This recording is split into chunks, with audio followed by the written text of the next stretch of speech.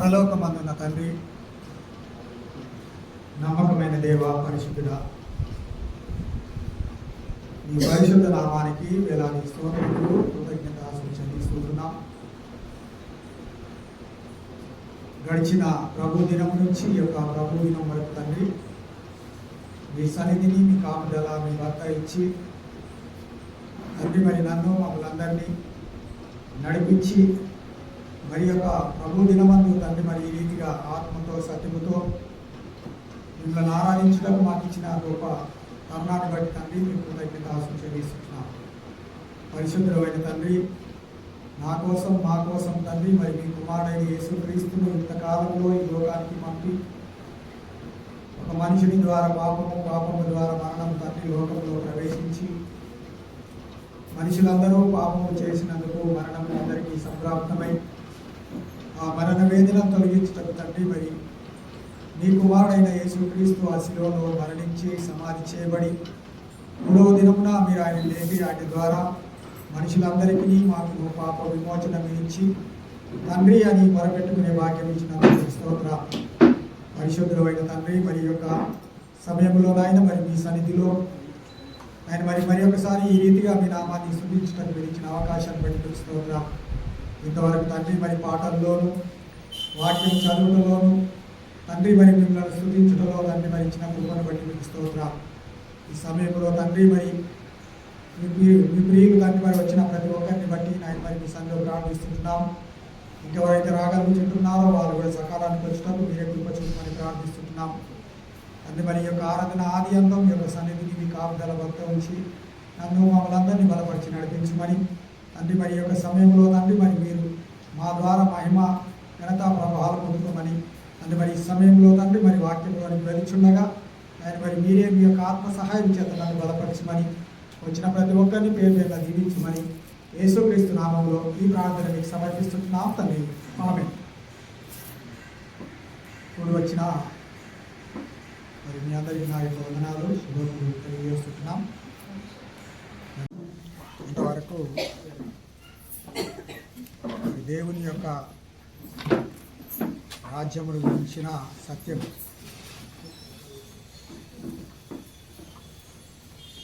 దేవుని యొక్క రాజ్యము అనేది నేటి క్రైస్తవ సమాజంలో మరి మరుగున పడిపోయింది. యేసుక్రీస్తు వారు ఈ రాజ్య సువార్తను సకల జనులకు సాక్షార్థమై లోకమందంతటా ప్రకటింపబడును, అటు తర్వాత అంతము వచ్చును అని చెప్పారు. అంటే అంతము రావాలి అంటే ఏం జరగాలి? రాజ్య సువార్తను ప్రకటించబడాలి. రాజ్య సువార్త ప్రకటించకపోతే ఏం రాదు, మరి అంతం రాదు, లోకాంతం అనేది రాదు. అదే ఆయన రాజ్యమును గురించిన ఒక మాట 13వ అధ్యాయం మత్తయి సువార్తలో 18, 19 కలిసి ఉంటుంది. అక్కడ మరి ఒక మాట చదివి మనము ఆలోచన చేద్దాం. మత్తయి సువార్త 13వ అధ్యాయంలో విత్తువాని గూర్చిన ఉపమాన భావము వినుడి. ఎవడైనను రాజ్యమును గూర్చిన వాక్యము విని గ్రహింపక ఉండగా దుష్టుడు వచ్చి వాని హృదయములో విత్తబడిన దానిని ఎత్తుకొని పోతాడంట. వాడే త్రోవ ప్రక్కన పడ్డ విత్తనం. విత్తనము అని అంటే లూకాసు వార్తలో చెప్తాడు, 11వ అధ్యాయం 8వ వచనం. విత్తనము అని అంటే లూకాసు వార్తలో చెప్తున్నాడు. 11వ అధ్యాయము 8వ వచనంలో అతడు లూకాసు వార్త 11వ అధ్యాయము 8వ వచనమా?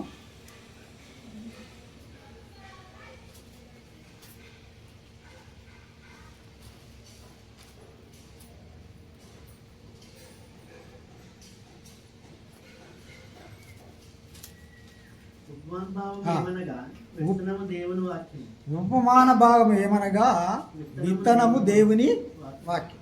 అంటే విత్తనము అంటే ఏంటిది అంటున్నాడు? వాక్యం. ఏ వాక్యము? రాజ్యమును గురించిన వాక్యం. అంటే యేసుక్రీస్తు మరి ఈ లోకానికి రావడానికి గల కారణము అదే లూకాసు వార్త 4వ అధ్యాయములో, లూకాసు వార్త 4వ అధ్యాయము 5, 6, 7 వచనాల్లో మనం చూడగలిగితే, లూకాసు వార్త 4వ అధ్యాయము 5, 6, 7 వచనములో చెప్పబడి, అప్పుడు అపవాది ఆయనను తీసుకొని పోయి భూలోక రాజ్యములన్నిటినీ ఒక్క నిమిషములో ఆయనకు చూపించి, ఈ అధికారమంతయు ఈ రాజ్యముల మహిమను నీకు ఇత్తును, అది నాకు అప్పగింపబడి ఉన్నది, అది నేను ఎవరికి ఇయ్యగోరుదునో వానికి ఇత్తును. కాబట్టి నీవు నాకు మ్రొక్కితివా, ఇదంతయు నీదగున నేను ఆయనతో చెప్పాను. అందుకు యేసు, నీ దేవుడైన ప్రభువునకు మొక్కి ఆయనను మాత్రము సేవింపవలెను అని రాయబడి ఉన్నదని వానికి ప్రత్యుత్తరం ఇచ్చాను. చాలు. అంటే యేసుక్రీస్తు దగ్గరికి వాడు వచ్చి ఏం చూపించాడు? భూలోక రాజ్యాలన్నిటినీ ఎవరు చూపించాడంట? యేసుక్రీస్తుకు చూపించాడు. ఎంతసేపట్లో చూపించాడు? ఒక్క నిమిషంలోనంట. మనం భూలోక రాజ్యాలు చూడడానికి ఎన్ని రోజులు పడుతుంది? పోనీ మన భారతదేశం చుట్టి రావాలంటే ఎంత టైం పడుతుంది? భారతదేశంలో ఉన్న రాష్ట్రాలన్నీ తిరగాలంటే ఎంత టైం పడుతుంది? మనకు ఎంతో టైం పడుతుంది. కానీ యేసుక్రీస్తుకు మాత్రము వాడు ఏం చేశాడంట? అపవాది వాడు ఒక్క నిమిషంలో భూలోక రాజ్యాలన్నిటిని చూపించాడు. ఎందుకు చూపించాడు? ఈ రాజ్యముల మహిమ అంతా నాకు అప్పగించబడ్డది, ఈ రాజ్యముల మహిమ అంతా నాకు అప్పగించబడ్డది. కాబట్టి నేను ఇది ఎవరికైతే ఇయ్యాలనుకుంటానో, నేను ఎవరికైతే దీన్ని దారదత్తం చేయాలనుకుంటానో వాళ్ళు ఏం చేయాలి అంటే మొట్టమొదట నాకు వచ్చి మొక్కాలి. భూమి మీద ఉన్న వాళ్ళందరూ దేనికి మొక్కుతారు? ఇప్పుడు భూ సంబంధమైన రాజ్యం కోసం వెతికే వాళ్ళు దేన్ని మొక్కుతారు అంటే దాన్నే మొక్కుతారు. నేను చెప్పిన మాటలు కావివి, ఆ రోజు అపవాదిగాడు చెప్పిన మాటలు ఇవి, యేసుక్రీస్తుతో చెప్పిన మాటలు ఇవి. నేను ఎవరికి ఇయ్యాలనుకుంటానో వారికి ఇస్తా. ఎట్లా ఇస్తాడాడు? నాకు మొక్కితే. ఈరోజు ఎవరు పూజలు ఎందుకు చేస్తారు? మనుషులు, రాజకీయ నాయకులు పూజలు ఎందుకు చేస్తారు? వాళ్ళు కూడా దానికే సాగిల పడతారు కదా. ఎందుకంటే వాళ్ళు రాజ్యం కావాలి, హోమం చేస్తారు, యాగము చేస్తారు, ఇవన్నీ చేస్తూ ఉంటారు కదా. కానీ దేవుడెవరో తెలియదు పాపం వాళ్ళకు. అంతే.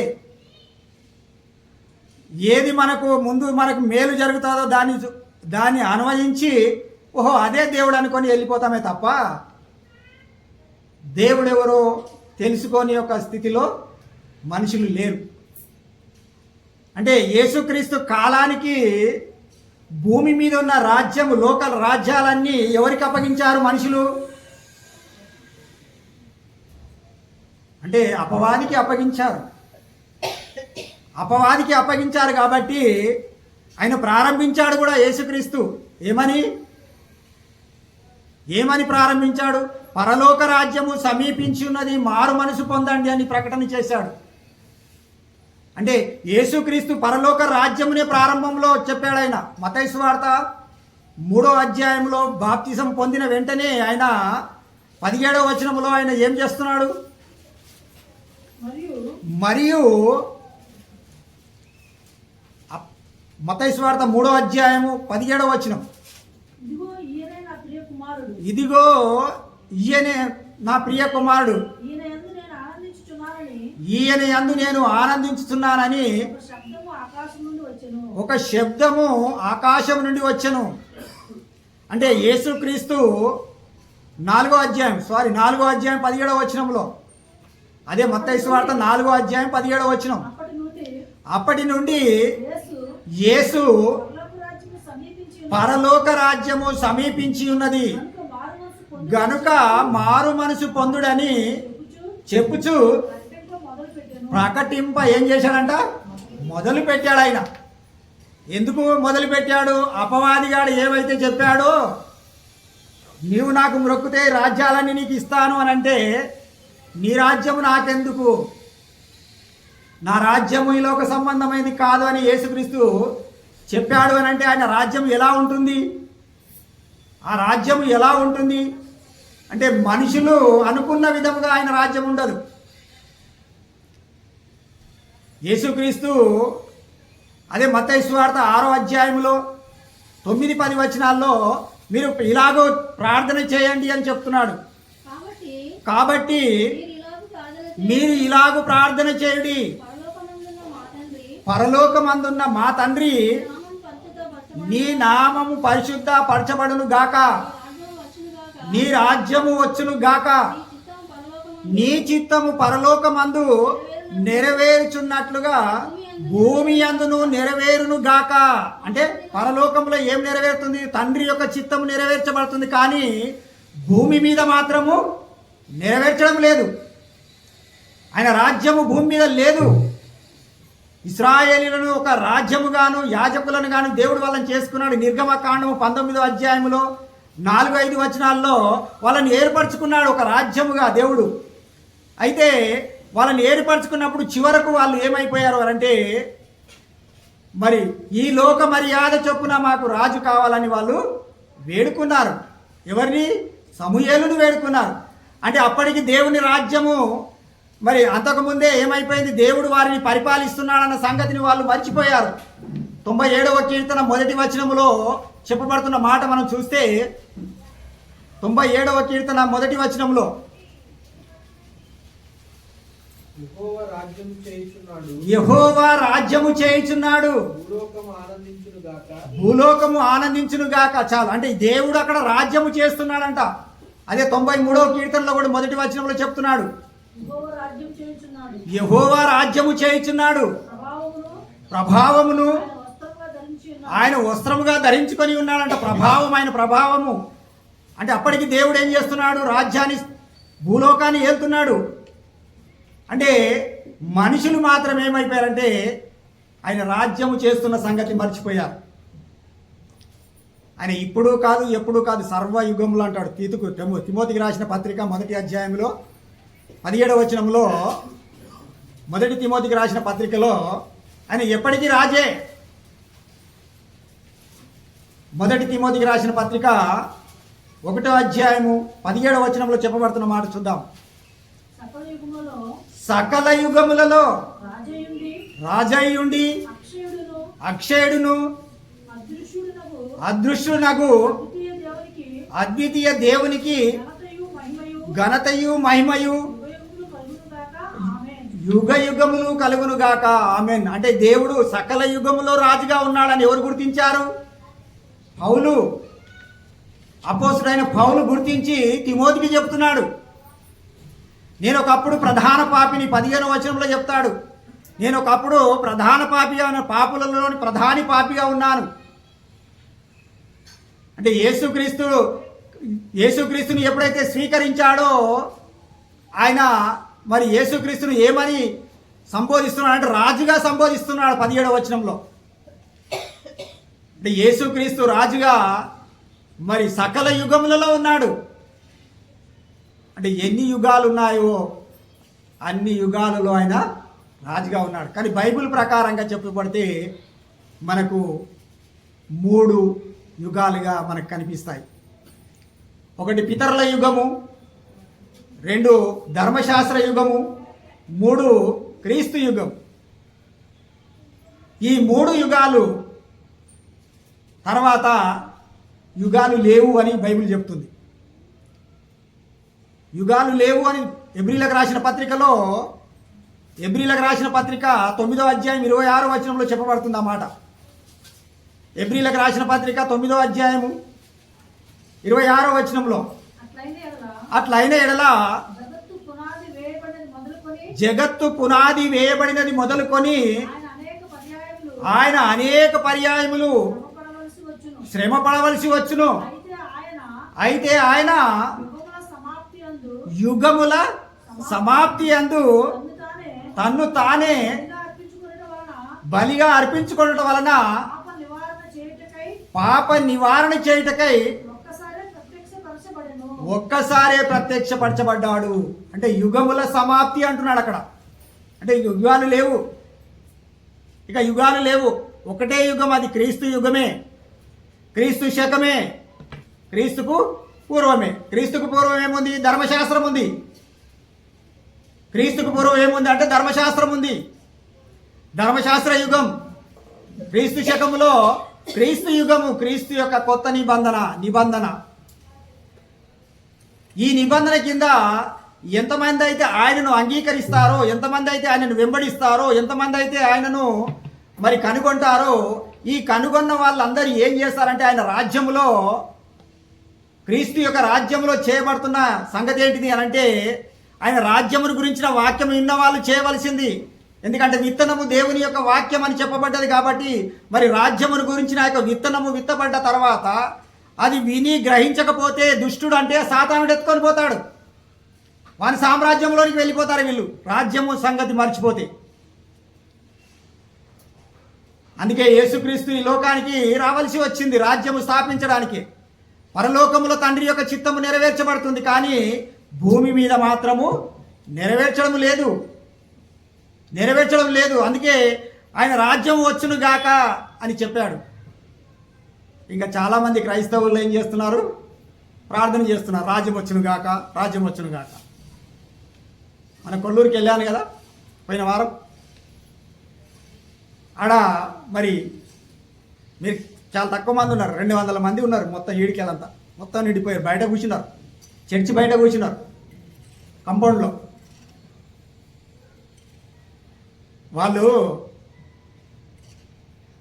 వాక్యం విన్న తర్వాత కూడా మళ్ళీ లాస్ట్లో పరలోక ప్రార్థన చెప్పారు వాళ్ళు లాస్ట్లో. ఎందుకంటే వాళ్ళకు ఆనవాతి అది, వాళ్ళకు ఆనవాతి. ఎందుకంటే నేను చిన్నప్పటి నుండి అక్కడే నేర్చుకున్నాను కాబట్టి. అంటే దానిలో ఉన్న సత్యము, నీ నామము పరిశుద్ధ పరచబడును గాక, నీ రాజ్యము వచ్చును గాక అని మీరు ప్రార్థన చేయమన్నాడు యేసుప్రభు. అంటే దేవుని యొక్క నామానికి ఏం జరిగింది అక్కడ? అంటే దేవుని నామము అపవిత్రంగా ఉందా? నీ నామము పరిశుద్ధ పరచబడును గాక అని ఎందుకు ప్రార్థన చేయమన్నాడు? అంటే ఇశ్రాయేలీల గురించి మాట్లాడుతూ పౌలు గారు 2వ అధ్యాయం, రోమపత్రిక 2వ అధ్యాయం 24వ వచనములో దేవుని నామాన్ని పరిశుద్ధపరచవలసిన ఆ యొక్క ఇశ్రాయేలీలు, ఆయనకు మహిమ తేవలసిన ఆ యొక్క ఇశ్రాయేలీలు వాళ్ళు ఏం చేస్తున్నారంటే 20 నుంచి మనం 24 వరకు చదివితే వాళ్ళు చేస్తున్న సంగతి చెప్తున్నాడు అక్కడ పౌలు గారు. రోమాపత్రిక 2వ అధ్యాయము 20 నుంచి 24 వరకు. చీకట్లో ఉండు వారికి వెలుగును, బుద్ధిహీనులకు శిక్షకుడను, బాలులకు ఉపాధ్యాయుడినై ఉన్నానని నీ అంతట నీవే ధైర్యము వహించుకొనుచున్నావు కావా? ఎదుటివానికి బోధించు నీవు నీకు నీవే బోధించుకొనవా? దొంగిల వద్దని ప్రకటించు నీవు దొంగిలదవా? వ్యభిచరించవద్దని చెప్పు నీవు వ్యభిచరించదవా? విగ్రహములను అసహించుకొను నీవు విగ్రహములను దోచదవా? ధర్మశాస్త్రమందు అతిశయించు నీవు ధర్మశాస్త్రము వినుట వలన ధర్మశాస్త్రమును మీరుట వలన ఏమవుతుందంట? దేవుని అవమానపరచదవా? రాయబడిన ప్రకారము మిమ్మును బట్టియే కదా దేవుని యొక్క నామము ఏమైపోయింది అక్కడ? అన్యజనుల మధ్య దూషింపబడుచున్నది. అంటే దేవుని నామానికి ఏమైపోయింది? మహిమ లేదు. దేవుని నామము మహిమపరచబడడం లేదు. దేవుని నామానికి అవమానం కలుగుతుంది సమాజములో. మరి దేవుని యొక్క రాజ్యమును గురించిన సంగతి యేసుక్రీస్తు ప్రకటిస్తూ ఉన్నాడు. అందుకే అదే మత్తయి సువార్త 4వ అధ్యాయము 23వ వచనంలో సమాజ మందిరంలోకి వెళ్ళాడు ఆయన. మొట్టమొదట అయితే పరలోక రాజ్యము సమీపించిందని 17వ వచనంలో చెప్పాడు. కానీ 23వ వచనంలో యేసు వారి యొక్క సమాజ మందిరములో అంటే ఇశ్రాయేలీల యొక్క సమాజ మందిరములో బోధించుచు దేవుని రాజ్యమును గురించిన సువార్తను వారికి ప్రకటించుచు ప్రజలలో ఉన్న ప్రతి వ్యాధిని రోగమును స్వస్థపరచుచు గలిలయ అంతటా సంచరించాను. ఎందుకంటే మనుషులందరినీ బాగు చేస్తున్నాడు.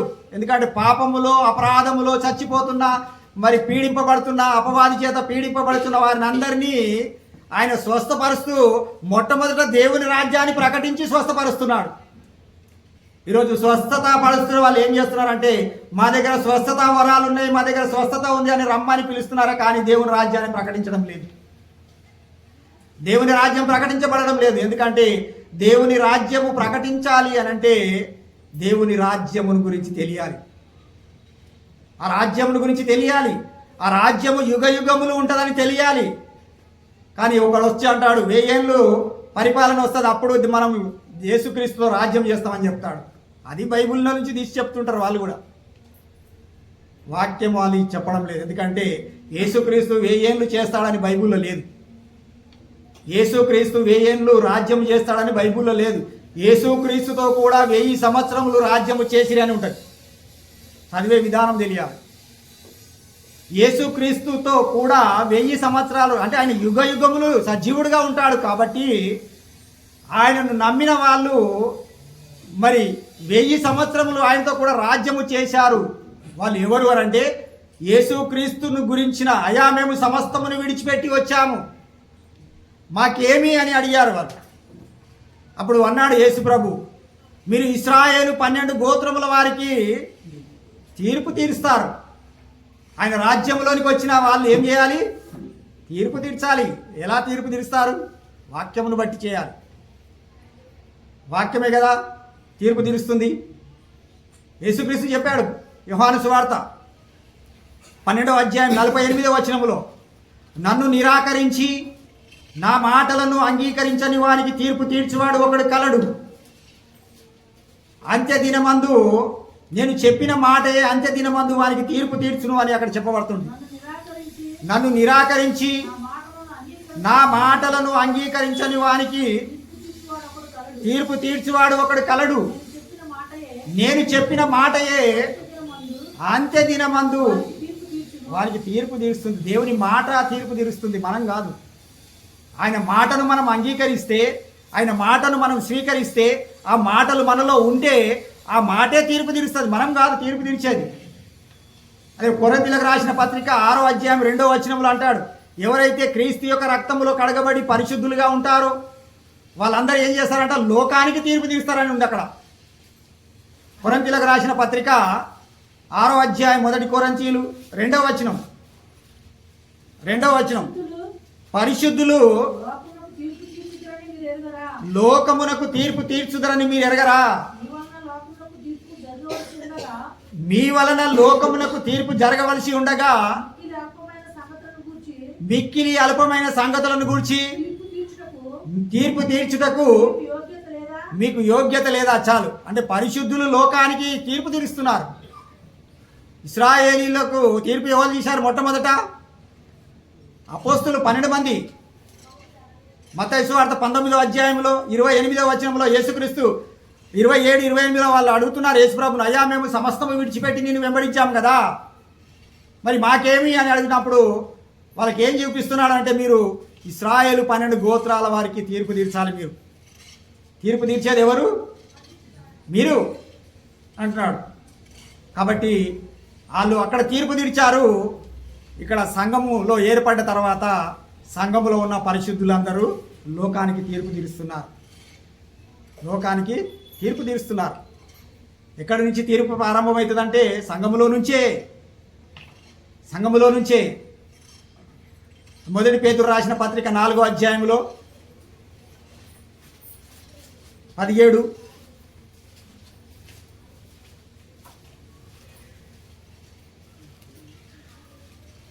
తీర్పు దేవుని ఇంటి యొద్దనే ఆరంభమగు కాలం అని ఉంటుంది. తీర్పు తీర్పు దేవుని యొక్క ఇంటి యొద్దనే ఆరంభమగు కాలము వచ్చి ఉన్నది. అది మన యొద్దనే ఆరంభమైతే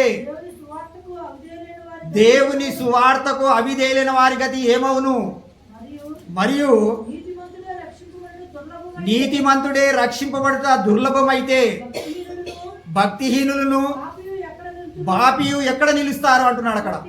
కాబట్టి దేవుని చిత్త ప్రకారముగా బాధపడువారు సత్ప్రవర్తన గలవారై నమ్మకమైన సృష్టికర్తకు తమ ఆత్మలను అప్పగించుకొనవలెను. అంటే మరి దేవుని చిత్త ప్రకారముగా బాధ, దేవుని చిత్త ప్రకారంగా తీర్పు, దేవుని చిత్త ప్రకారంగా రాజ్యము, దేవుని చిత్త ప్రకారంగా సమస్తమును దేవుడు జరిగిస్తూ ఉంటాడు. కానీ ఆయన చిత్తం ఏంటిదో మనము గ్రహించలేకపోతున్నాం. దేవుని యొక్క రాజ్యము మరి ఆ రోజు మరి యేసుక్రీస్తు ప్రారంభించినప్పుడు రాజ్యం వచ్చును గాక అని చెప్పాడు. కానీ ఇంకా రాజ్యం వచ్చును గాక అని ప్రార్థన చేస్తున్న వాళ్ళు చాలామంది ఇప్పటికి ఉన్నారు. ఎందుకంటే బైబిల్ చదివేటప్పుడు ఆలోచన చేసుకొని చదవాలి. దేవుని రాజ్యం ఎప్పుడు వస్తుంది అని చెప్పాడు యేసు ప్రభు.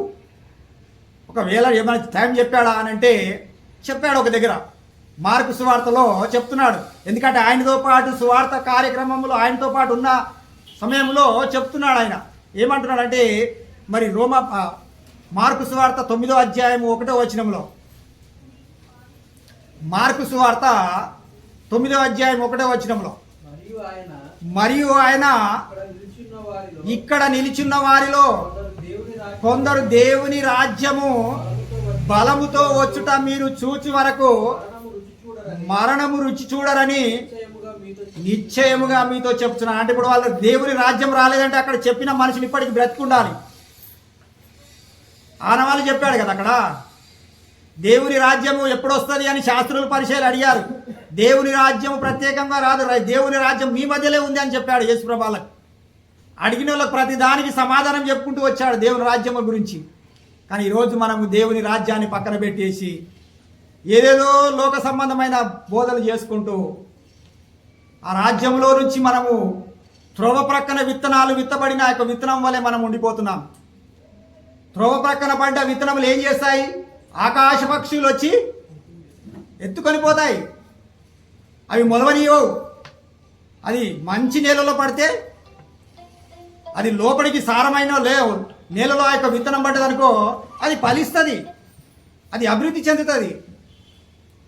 అలాంటిది యేసుక్రీస్తు చెప్పిన యొక్క ఉపమాన భాగంలో మరి విత్తువాని గురించిన వాక్యము ఉపమానము ఏంటిది అంటే దేవుని యొక్క రాజ్యం. ఆయన దేవుని రాజ్యముతోటే ప్రారంభించాడు. తర్వాత దేవుని రాజ్యము ఆయన తిరిగి లేచినాక కూడా అడుగుతున్నారు ఇశ్రాయేలీయులు ఏమని? దేవుని రాజ్యము మరలా మాకు ఎప్పుడు ఇస్తామని. అంటే ఆయన అన్నాడు సమయములు తండ్రి తన స్వాధీనంలో ఉంచుకున్నాడు. కాబట్టి మీరు ఏం చేయాలి? ఆయన వాగ్దానం చేశాడు దేవుని రాజ్యం ఇస్తానని. ఆ మాట చూసి ముగిస్తాను. అపోస్తల కార్యములు 1వ అధ్యాయం 3వ వచనములో వారికి వాగ్దానం అది ఇశ్రాయేలీయులకు. వాళ్ళు అందుకే 6వ వచనంలో అడుగుతున్నారు ఆయనని. ఆయన శ్రమ పడిన తర్వాత 40 దినముల వరకు వారికి అగపడుచు దేవుని రాజ్య విషయములో వారికి బోధించుచు అనేక ప్రమాణములను చూపి వారికి తన్ను తాను సజీవునిగా కనపరిచాడు. 40 దినాలు ఆయన అంతకుముందు బోధ చేశాడు కదా. ఇక్కడ నిల్చున్న వారిలో కొందరు మరణము రుచి చూడరు దేవుని రాజ్యం వచ్చేంత వరకు అని అన్నాడు. కొందరు అన్నాడు. అందరి గురించి మాట్లాడాడు. ఇప్పుడు ఎంతోమంది చనిపోయారు తెలియదు అక్కడ. కానీ యేసుక్రీస్తు చనిపోయి తిరిగి 40 దినములు వారికి అగుపడ్డాడు. 40 దినాలు అగుపడ్డ తర్వాత మళ్ళీ వారికి ఆయన వెళుతూ చెప్తున్నాడు దేవుని రాజ్యము గురించిన వాగ్దానం మీకు ఉంది, ఇంకా నిలిచింది. కాబట్టి దానికోసం మీరు కనిపెట్టుకొని ఉండండి అన్నాడు. ఎందుకంటే బలముతో వచ్చే వరకు ఇక్కడ నిలిచున్న వారిలో మరి కొందరు మరణము రుచి చూడరని చెప్పాడు కదా. ఆ బలంతో వచ్చింది పెంతెకోస్తు పండుగ దినమున.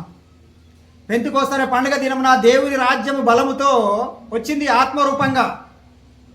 అప్పుడు వాళ్ళు ఆ యొక్క రాజ్యమును మరి యేసుక్రీస్తుని గురించి మాట్లాడుతూ ఏమంటారంటే మీరు ఇశ్రాయేలీలందరికీ చెప్తున్నాడు, మీరు సిలువ వేసిన ఈ యేసును దేవుడు రాజుగాను ప్రభువుగాను నియమించాడు. ఇది ఇశ్రాయేలు వంశం అంతయు తెలుసుకోవాలి, రూఢిగా తెలుసుకోవాలని చెప్పేశాడు. అప్పుడు అయ్యా మేమేం చేయాలి? మారు మనసు పొందండి, పాపాలు ఒప్పుకోండి, యేసుక్రీస్తు నామమున బాప్తిసము పొందండి. అప్పుడు 3,000 మందితో రాజ్యం ప్రారంభమైంది. ఈ 3,000 మంది మరి మంచి నేలలో విత్తబడిన వారు ఎంతమంది? త్రోవ ప్రక్కన విత్తబడిన వారు ఎంతమంది? రాతి నేలలో పడ్డవారు ఎంతమంది? ముళ్ళ పొదలో పడ్డవారు ఎంతమంది? ఎంతమంది అయితే మంచి నేలలో మరి వాళ్ళు విత్తబడి ఉందో వాళ్ళు 100 ఫలించబడ్డారు. ఆయన కోసం వాళ్ళు ఏం చేయబడ్డారు? హతసాక్షులు అయ్యారు, హతసాక్షులు అయిపోయారు. వాళ్ళు 30 అంతలు, 60 అంతలు, 100 అంతలు అని చెప్పాడు కదా. కొన్ని 30 అంతలుగా ఫలించిన వారిగా ఉన్నామా మనం దేవుని రాజ్య విషయంలో? ఆలోచించాలి. 30 అంతలుగా ఫలించడం ఏమో హతసాక్ష్యం కాడు, 60 అంతలు ఫలించడం ఏమో హతసాక్ష్యం కాడు. 100 అంతలు చెప్పాడు ఆయన, 100 అంతలు చెప్పాడు. కాబట్టి దేవుని రాజ్యం అనేది మీ మధ్యనే ఉంది అని చెప్పాడు యేసుప్రభు. అది ఎవరు తెలుసుకుంటారో అది పొందిన వారికి తప్ప మరి ఎవరికి చెందదు. ఆ రాజ్యమును గురించిన వార్త మనం ప్రకటించాలి సర్వలోకానికి. దేవుని రాజ్యము అనేది శాశ్వతమైన రాజ్యం, యుగయుగములు ఉండే రాజ్యం. యేసుక్రీస్తు చనిపోయి లేచి మరి తన శిష్యులకు ఆజ్ఞాపించాడు. ఏమని అంటే, పరలోకమందును భూమి అందును నాకు సర్వాధికారము ఇయ్యబడి ఉన్నది, కాబట్టి మీరు సమస్త జనులను శిష్యులనుగా చేయండి. దేని విషయంలో శిష్యులుగా చేయాలి? ఆయన రాజ్యంలో నడిపించాలి. శిష్యుడు అనేవాడు ఏముంటాడు? నేర్చుకుంటాడు. ఎవరి దగ్గర? గురువు దగ్గర. గురువు ఎవరు? యేసుక్రీస్తు. యేసుక్రీస్తు దగ్గరకు వచ్చి మనం ఏం చేయాలి? నేర్చుకోవాలి. నేర్చుకున్నోడే శిష్యుడు. దేవుని వాక్యాన్ని నేర్చుకోనికి రారు చూడు, వాళ్ళు శిష్యులు గారు, శిష్యులు గారు. ఎవరైతే నేర్చుకుంటారో దేవుని వాక్యాన్ని వాళ్ళే దేవుని యేసుక్రీస్తుకు శిష్యులుగా ఉంటారు. కాబట్టి సమస్త జనులను శిష్యులుగా చేయండి అన్నాడు. తండ్రి యొక్కయు కుమారుని యొక్కయు పరిశుద్ధాత్మ యొక్క నామంలో వారికి బాప్తిసం ఇవ్వండి. అప్పుడు మరి వాళ్ళు దేవుని యొక్క పిల్లలుగా ఉంటారు. ఆయన రాజ్యములో మరి వాళ్ళు ఉంటారు. రాజ్యముల గురించి ఆఖరిగా వాళ్ళకు రెఫరెన్స్ ఇచ్చేసి వచ్చేసారు. ఏమని? నాకు ఇచ్చిందే 40 నిమిషాల టైం. 40 నిమిషాలు టైం ఇస్తే మరి దేవుని రాజ్యం గురించి బైబిల్లో మరి పౌలు గారు 2 సంవత్సరాలు ప్రకటించాడు. 2 సంవత్సరాలు ప్రకటించింది నేను అర్ధగంటలో మీకు చెప్పి వెళ్ళాలంటే నేను చెప్పలేను. ఎందుకంటే మీరు ఆయన 2 సంవత్సరాలు ప్రకటించిన దేవుని రాజ్యమును గురించి మీకు ఒక అర్ధగంట సేపట్లో చెప్పేస్తే అయిపోతుందా? మళ్ళీ వచ్చిన తర్వాత మళ్ళీ ఇదే చెప్పారనుకుంటారు మీరు. బైబిల్లో మాట ఉంది, మీరు చదివితే అర్థమవుతుంది. అపోస్తల కార్యములు, ఆ మాట చూసి బలలో పాల్గొందాం. అపోస్తల కార్యములు 19వ అధ్యాయం 8 నుంచి 10 వచనాలు చూసుకొని మరి బలలో పాల్గొందాం. తర్వాత అతడు సమాజ మందిరంలోనికి వెళ్ళి ప్రసంగించుచు దేవుని రాజ్యమును గురించి తర్కించుచు ఒప్పించుచు ధైర్యముగా మాట్లాడుచు 3 నెలలు గడిపాను. అయితే కొందరు కఠినపరచబడిన వారై ఒప్పుకొనక జన సమూహము ఎదుట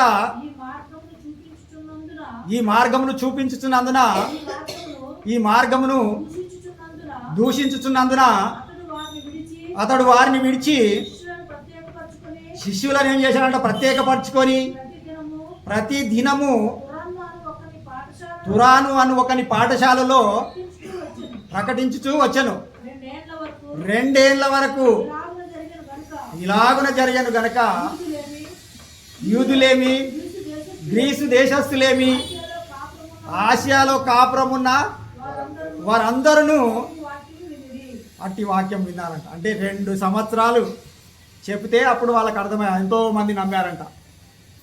ఒక రోజుల్లోనే, ఒక గంటల్లో, అర్ధ గంటల్లో చెప్తే దేవుని రాజ్యం మీకు అర్థం కాదు. దేవుని రాజ్యం అని అంటే బైబిల్లో రాయబడ్డదంతా దేవుని రాజ్యం గురించే. ఆ రాజ్యము మనుషులు ఏం చేశారు అని అంటే సాతానుకు అప్పగించేశారు. ఆ సృష్టికర్త ఈ లోకానికి వచ్చినప్పుడు ఆయన దగ్గరికి మళ్ళీ ఆయన దానికి సాగిలపడి తీసుకోవాల్సిన అవసరము వాడు కల్పించాడు. యేసుక్రీస్తుని అంటున్నాడు, నువ్వు సాగిలపడి నాకు ఒకసారి మొక్కితే ఇవన్నీ నీకు ఇచ్చేస్తాను. అంటే ఆయన సాగిలపడి కాదు, వాని తలను చితక దొక్కించడానికి వచ్చాడు. వాని తలను చితక దొక్కడానికి వచ్చాడు. వాని దగ్గరికి లాక్కోవడానికి కాదు, తొక్కాలి. ఆయన తలని కిందికి దొక్కి అప్పుడు ఆ రాజ్యం అనేది ఆయన స్వాధీనంలోకి వస్తుంది. అందుకే మొట్టమొదటిని చెప్పాడు, ఆది మానవుడు పాపం చేసినప్పుడే చెప్పాడు. ఏమని? స్త్రీ సంతానమునకు నీ సంతానమునకు వైర్యము కలగజేస్తానని. ఇప్పుడు ఎవరెవరికి వైర్యం ఇప్పుడు మనకు అనంటే దేవుడికి సాతానుడికి. దాంట్లో ఉన్నవారు దేవుని పక్షాన నిలబడ్డవారు ఏం చేయాలి? సాతాను యొక్క తలను చితకదొక్కాలి. మన కాళ్ళ కింద దేవుడు మన కాళ్ళ కింద వాని తలను చితకదొక్కాలనుకున్నాడంట. కానీ ఎంతమంది సాతాను యొక్క తలను చితకదొక్కుతున్నారు? తెలియదు కదా మనకు. తెలియనప్పుడు మనం ఏమీ చేయలేము. కాబట్టి దేవుని రాజ్యము అనేది యేసుక్రీస్తు ప్రారంభించాడు. ఆ తర్వాత పెంతెకోస్తు పండుగ దినమున ఆ రాజ్యము బలంతో వచ్చింది. ఆ రాజ్యంలో 3,000 మంది చేర్చబడ్డారు. ఆ 3,000 మంది ఈరోజు ప్రపంచవ్యాప్తంగా మరి 4 కోట్ల మంది పైబడిగా మరి క్రీస్తు యొక్క సామ్రాజ్యంలో చేర్చబడ్డవారు ఉన్నారు. ప్రపంచ జనాభాలో 850 కోట్లు అయితే సగానికి సగము ఎవరున్నారు? ఇప్పుడు క్రైస్తవులుగా పిలువబడుతున్న వారు ఉన్నారు. కానీ ఈ క్రైస్తవులందరికీ నిజంగా దేవుని రాజ్యం గురించి తెలిస్తే 400 మంది 400 కోట్లు కూడా ఏమైపోతారు?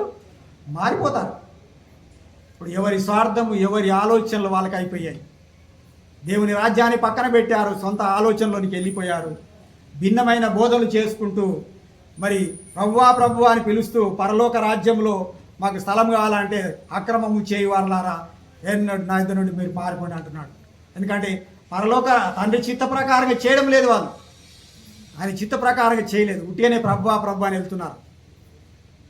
పిలుచుకోండి, ఎంతమంది ప్రభులు ఉన్నారు అంతమందిని పిలుచుకోండి, కానీ పరలోక రాజ్యం మాత్రము ఇవ్వడు. అది మనము తెలుసుకోవాలి, గ్రహించాలన్నాడు కదా. రాజ్యముల గురించి సత్యము గ్రహించిన వాడికే అది ఇస్తాడు.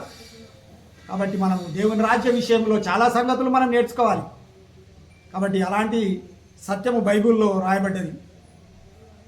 మనం అందరము ఆలోచించుకొని ఆ రాజ్యంలోనే ఉన్నాం. ఈ రాజ్యం ఎప్పటికీ అంటే యేసుక్రీస్తు 2వ రాకడలో వచ్చినప్పుడు కూడా మనల్ని తండ్రి అయిన దేవునికి రాజ్యాన్ని అప్పగిస్తాడు. అక్కడ కూడా రాజ్యం వెళ్తాడు. రాజ్యానికి అంతం లేదు అని చెప్పాడు కదా. అంతం లేనిదై ఉన్నది రాజ్యం ఇది. అంటే యేసుక్రీస్తు వచ్చిన తర్వాత రాజ్యం అంతం అయిపోతుందని కాదు. యేసుక్రీస్తు వచ్చిన తర్వాత ఈ రాజ్యాన్నే, సంఘాన్నే, మందిరాన్నే మరి దేవుడికి అప్పగిస్తాడు. అక్కడ కూడా రాజ్య పరిపాలన జరుగుతుంది. పరలోకంలో జరుగుతుంది ఇప్పటికీ. కానీ యేసుక్రీస్తు వచ్చేంత వరకు మరి భూమి మీద ఉన్న మనుషులు ఎవరికి అప్పగించారు అంటే దేవుని రాజ్యాన్ని. ఆయన భూలోకాన్ని ఏలుతున్నాడన్న సంగతి అందరికీ చెప్పినా కూడా వాళ్ళు ఎవరు పట్టించుకోక యేసుక్రీస్తు శరీరధారిగా వచ్చాడు. మన కోసము దేవుని యొక్క రాజ్యంలో మనల్ని సభ్యులుగా చేర్చడానికి కోసము ఆయన రక్తాన్ని చూపించాడు. ఇంతకుముందే మీకు ప్రకటన గ్రంథంలో రక్తం ఇచ్చి కొన్నాడు. ఇప్పుడు చాలామంది రాజకీయ నాయకులు ఏం చేస్తారు? డబ్బులు ఇచ్చి కొంటారు మనుషులను ఓటేయమని. ఏం చేస్తారు?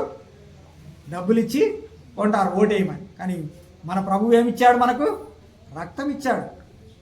రక్తంలో కడుక్కున్నవాడు వాడు పరిశుద్ధుడు. ఈ పరిశుద్ధుడు లోకానికి తీర్పు తీరుస్తాడు.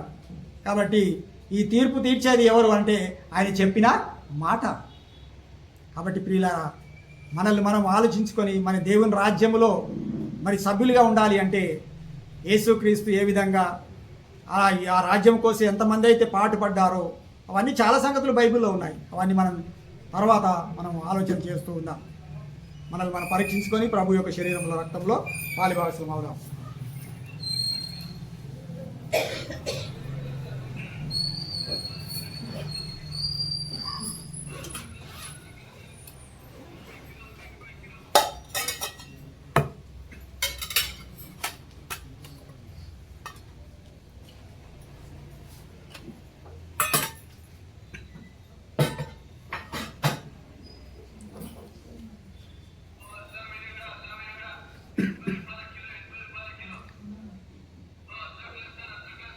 ఇంతవరకు మరి దేవుని రాజ్యముల గురించే సత్యంలోని భాగాలు,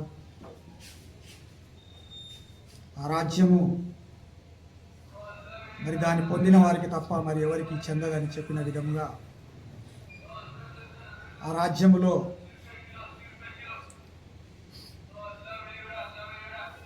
ఏ విధంగా జబదేయ తల్లి, కుమారుల తల్లి మరి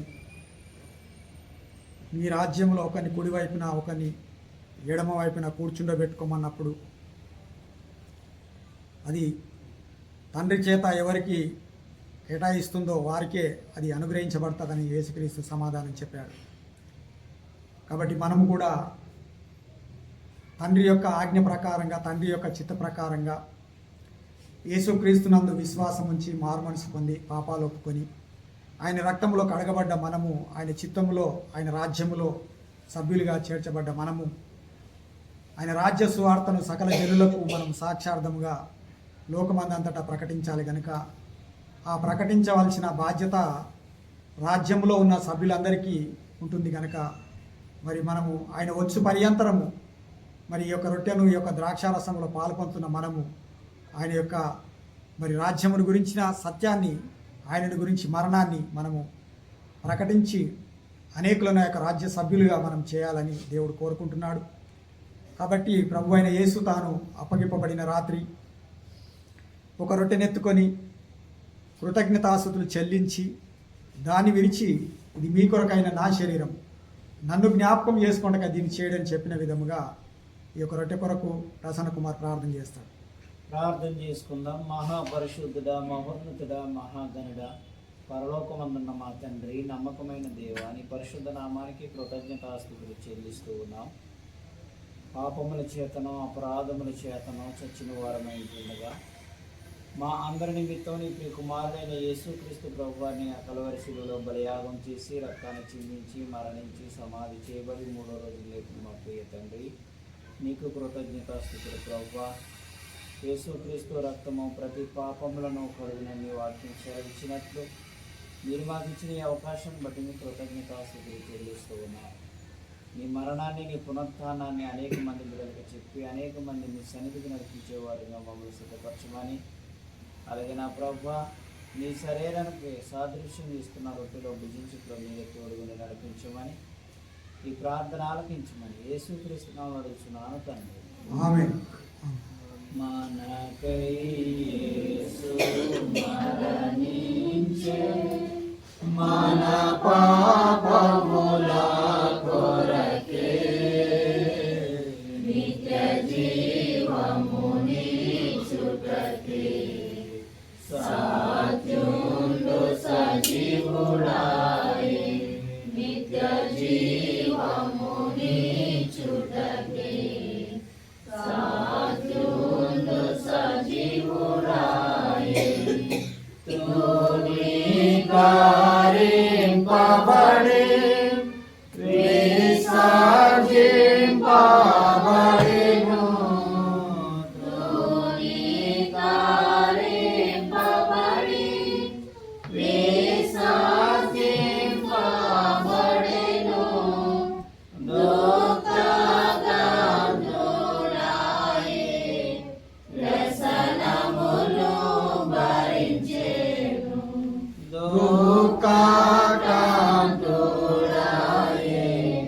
వ్యసనములు భరించెను. మనకై యేసు మరణించె, మన పాపముల కొరకే నిత్య జీవమునిచ్చుటకే సాధ్యుండు సజీవుడాయే, నిత్య జీవమునిచ్చుటకే సాధ్యుండు సజీవుడాయే.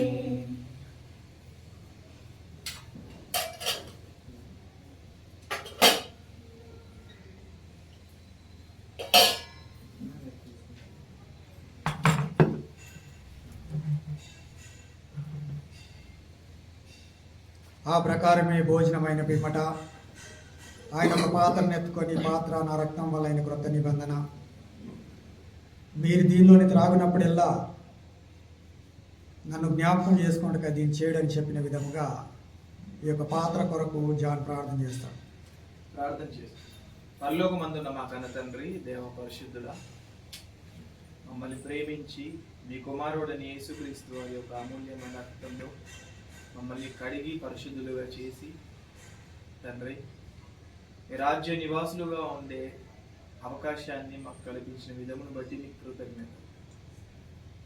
తండ్రి మీ కుమారుడని యేసుక్రీస్తు వారు నిస్వార్థంగా మా కొరకు తన ప్రాణాన్ని అర్పించి తన రక్తము ద్వారా మాకు పాప విమోచనను కలగజేసి మేమందరము కూడా మీ చిత్తానుసారమైన ప్రవర్తన కలిగి ఉండడానికి ఇచ్చిన గొప్ప అవకాశాన్ని బట్టి, గొప్ప భాగ్యంను బట్టి మీకు కృతజ్ఞత. తండ్రి మీ కుమారుడని యేసుక్రీస్తు వారు ఎలాగైతే మా కొరకు ప్రాణం పెట్టారో తండ్రి మేము కూడా మా సహోదరు నిమిత్తం ప్రాణం పెట్ట బదులమై ఉన్నామన్న విషయాన్ని మేము మర్చిపోకుండా రాజ్య విస్తీరణ కొరకు మేము ప్రయాసపడి నమ్మకమైన పిల్లలుగా ఉండేలా సాయం చేయండి. రాజ్యంను కట్టువారి యొక్క ప్రణాళికలో మేమందరం కూడా పాలిభాగస్తులమై తండ్రి రాజ్యంను కొరకు శ్రమపడే, ఇబ్బంది పడే తండ్రి రాజ్య నివాసులుగా ఉండేలా సాయం చేయండి.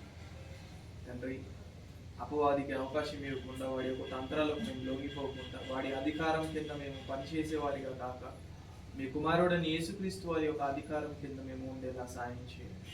ఏ విషయంలో కూడా మేము తండ్రి తొందరపాటు పడక, ఏ విషయంలో కూడా అపార్థం చేసుకోక మీ రాజ్య నివాసాన్ని గూర్చి మేము ప్రయాసపడే అవకాశం దయచేయండి. మీ కుమారుడని యేసుక్రీస్తు వారి యుక్త కాలంలో కేవలము మీ చిత్తాన్ని నెరవేర్చడానికి మా కొరకు ఎలాగైతే తండ్రి తన శరీరాన్ని నలవగొట్టుకొని తన రక్తాన్ని చిందించారు, మేము కూడా అతి ఆలోచన కలిగి అట్టి మనసును ఆయుధముగా ధరించుకున్న వారిగా ఉండేలా సాయం చేయండి. మీ చిత్తాన్ని నెరవేర్చే విషయంలో వెనకడుగు వేసేవారిగా కాక తండ్రి నమ్మకమైన పనివారిగా, నమ్మకమైన పిల్లలుగా ఈ సమాజంలో వెలిగే జ్యోతులుగా ఉండేలా సహాయాన్ని అందిస్తారని ఆశిస్తూ అర్చిస్తూ రక్షకుడైన యేసుక్రీస్తు వారి పేరటి ప్రార్థన అడిగి వేడుకుంటున్నాం తండ్రి. ఆమేన్. నీ రక్తమే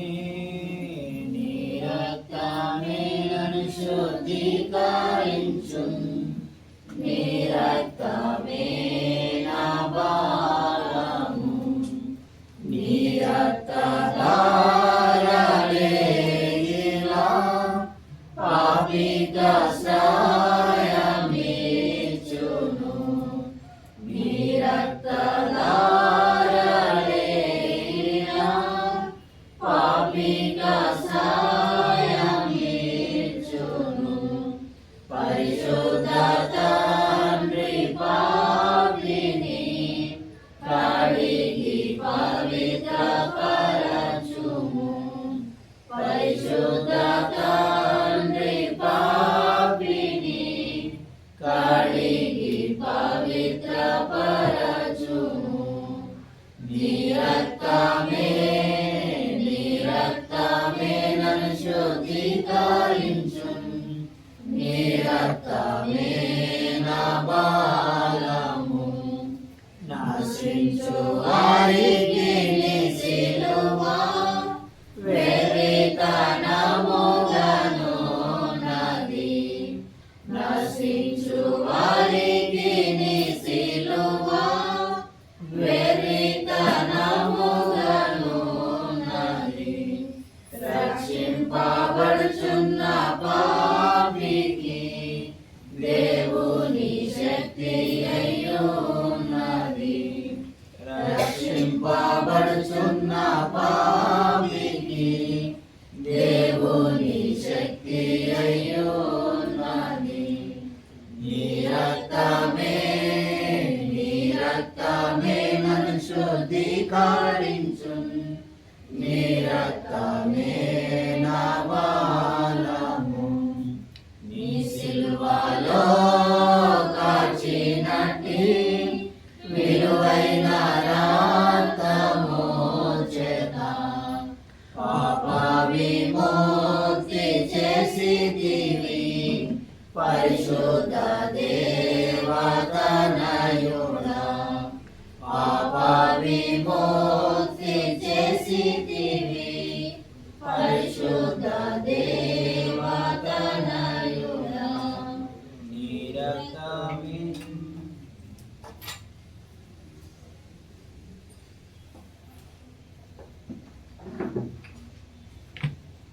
ప్రార్థన చేసుకుందాం.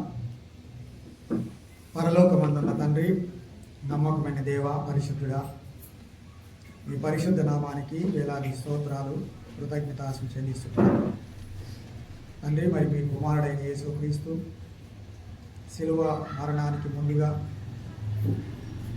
తండ్రి మరి తన శిశువుల యొక్క ఆలోచనను ఎరిగి ఇవి ఎప్పుడు జరుగును అని చెప్పి వాళ్ళు అడిగినప్పుడు ఆయన తండ్రి మరి యొక్క సంగతులన్నింటినీ వారికి వివరించి చెప్పిన సందర్భంలో ఆయన మరి ఈ యొక్క రాజ్య సువార్తను సకల జనులకు సాక్షార్థముగా లోకమందంతటా ప్రకటింపబడును, అటు తర్వాత అంతము వచ్చునని తండ్రి మరి సెలవిచ్చిన ఆ యొక్క మాటలు, రాజ్య సువార్త తండ్రి మరి లోకంలో మరి మీ పిల్లలైన వారు ఎంతోమంది ప్రకటిస్తూ ఉంటుండగా అపవాది కూడా తండ్రి మరి అంధకార సంబంధమైన అధికారాన్ని సంఘంలో ప్రవేశపెట్టి తండ్రి మరి ఆ యొక్క రాజ్య సువార్తను ప్రకటించకుండా తండ్రి మరి మీ పిల్లలను నాయన మరి గుడ్డివారిగా గుడ్డితనాన్ని కలగజేసి ఉన్నాడు. అని మరి వారిలో కొందరినైనా మేము రక్షించుటకు మీ కుమారుడైన యేసుక్రీస్తు యొక్క రాజ్యము నిత్య రాజ్యమని తండ్రి మరి ప్రతి ఒక్కరూ గుర్తెరుగులాగున నాయన మరి మీరే కృప చూపమని ప్రార్థిస్తున్నాం. రాజ్యముల గురించిన సత్యాన్ని తండ్రి మరి సంఘంలో ప్రకటింపబడుతుండగా తండ్రి ప్రతి ఒక్కరు దాన్ని ఆలకించి ఆ యొక్క రాజ్యములున్న సత్యాన్ని గ్రహించి ఆ యొక్క రాజ్యంలో ఏ విధంగా వాళ్ళు బ్రతకాలో, ఏ విధంగా ఆ రాజ్యంలో ఉండాలో వాళ్ళు తెలుసుకున్నటకు మంచి ఆలోచన, జ్ఞాన వివేచన దయచేయండి.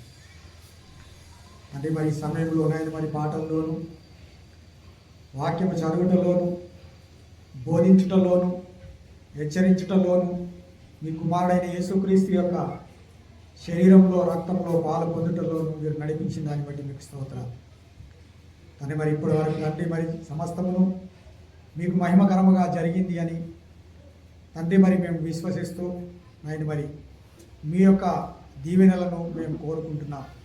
పరిశుద్ధమైన తండ్రి, ఇక ముందుకు కూడా తండ్రి మరి మేము మీ రాజ్యాన్ని తండ్రి మరి విస్తరింపజేసేవారిగా, దాంట్లో అనేకులను పాలిభాగస్తులు చేసేవారిగా నాయన మరి మీరే కృప చూపమని ప్రార్థన చేస్తూ ఉంటున్నాం.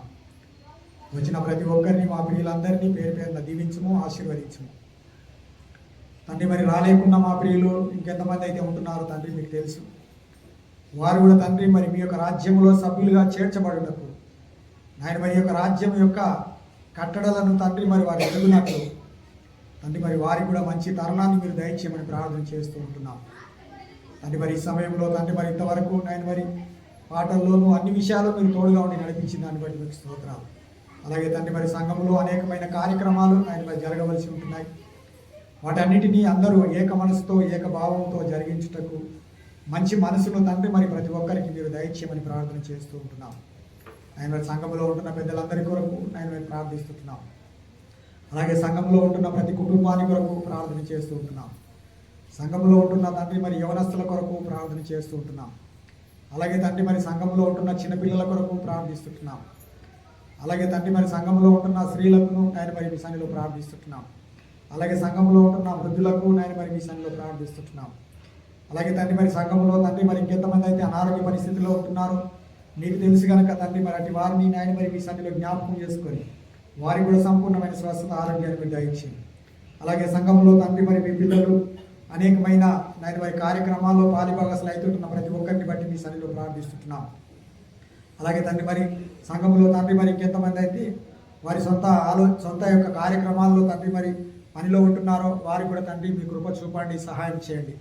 మొగులు కట్టుకుంటున్న వీళ్ళ విషయంలో నేను మరి మీరే సహాయం చేయండి తండ్రి. మరి వారి యొక్క సతీమణి విషయంలో తండ్రి మరి గర్భఫల విషయంలో నాయన మరి మీరు చూపిన ప్రేమ కొరకై కృప కొరకై మరి తండ్రి మీ కృతజ్ఞతాస్తుతులు చెల్లిస్తున్నాం. ఆ గర్భఫలాన్ని తండ్రి మరి మీకోసం వాళ్ళు పెంచలాగిన నాయన మరి మీరే కృప చూపమని ప్రార్థిస్తున్నాం.